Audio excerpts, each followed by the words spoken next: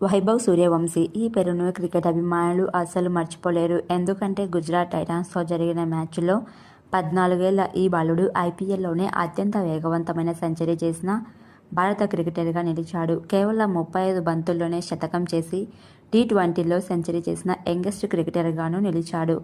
ఇంకా పలు రికార్డులను కూడా అందుకున్నాడు. అయితే వైభవ్ బ్యాటింగ్ స్కిల్స్, సిక్సర్ల హిట్టింగ్ చూసి యావత్ క్రికెట్ ప్రపంచం ఆశ్చర్యపోయింది. ఇదే సమయంలో పలు అనుమానాలను లేవనెత్తింది.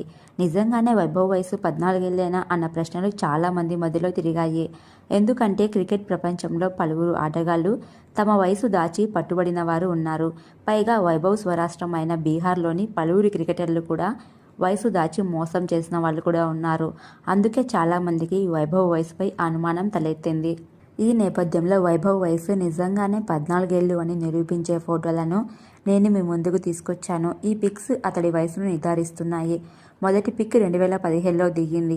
ఆ సమయంలో ఈడెన్ గార్డెన్స్ వేదికగా ఆర్పీఎస్ కేకేఆర్ మధ్య జరిగిన ఐపీఎల్ మ్యాచ్కు తండ్రితో కలిసి హాజరయ్యాడు వైభవ్.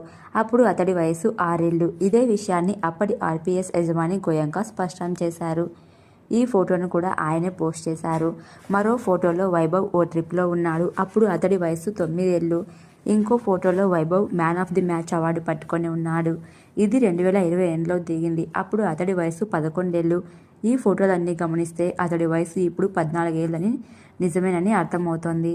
వైభవ్ సూర్యవంశీ తండ్రి సంజీవ్ సూర్యవంశీ తన కొడుకు వయసు గురించి వస్తున్న ఆరోపణలను ఖండించాడు.